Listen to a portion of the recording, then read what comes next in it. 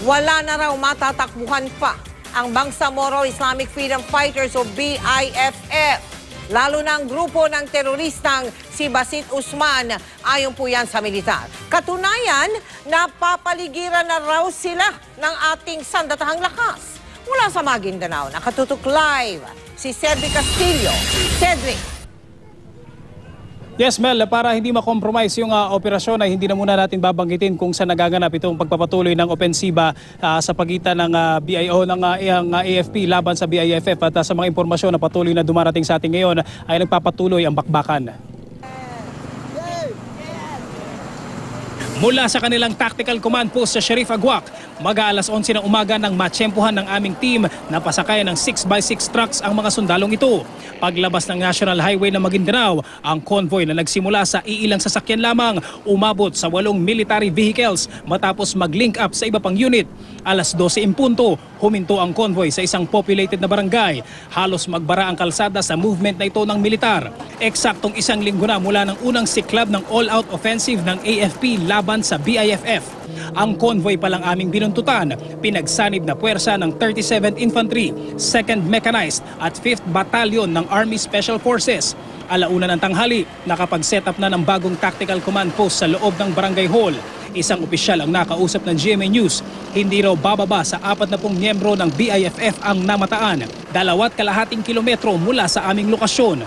Inilatag na ang plano. Inuumang na ang mortar at dineploy ang reinforcement na baback up sa nauna ng dineploy na tropa. Dito na kinumpirma sa amin ng isang source. Positive ang sighting sa area sa numero 1 target ng opensiba, ang teroristang si Abdul Basit Usman. Ang grupo ni Usman, unang nakaengkwentro ang Philippine Marines kaninang umaga. Nakapuslit sila pero sunod nilang nakaengkwentro naman ang Philippine Army.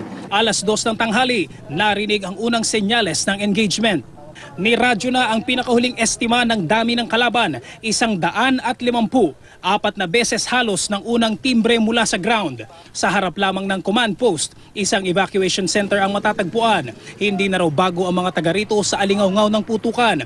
Pero hindi raw ibig sabihin, hindi na nila ito pinangangambahan. Alas 2:30, ang mangilan-ngilang naririnig na putok. Nagsimula ng dumami, nagsimula ng lumakas.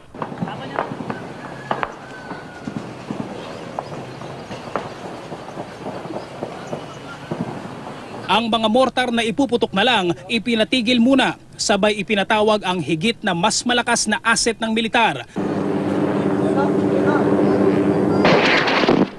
Alas 3:30, ang ikalawang airstrike sa loob ng 7 araw. Hindi agad-agad makumpirma kung ilan at kung may tinamaan sa kalaban. Pero ayon sa isang opisyal, wala raw silang matatakbuhan.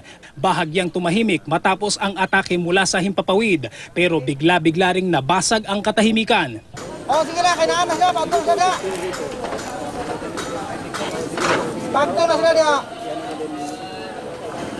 Niradyo na dito sa command post, may isang sundalo na wounded. Hindi pa lang malinaw ngayon kung ano yung status niya, kung saan tinamaan o gaano kalaki yung sugat. Pero ngayon magpapadala ng extraction team para i-rescue. Isinabay na sa rescue mission ang pagpapadala ng dagdag na bala. Pasado alas 4 ng hapon, hindi pa tapos ang bakbakan. Patuloy ang pagronda sa itaas ng air assets. Tuloy ang monitoring sa ground. Alas 5 ng hapon, bumalik ang rescue team.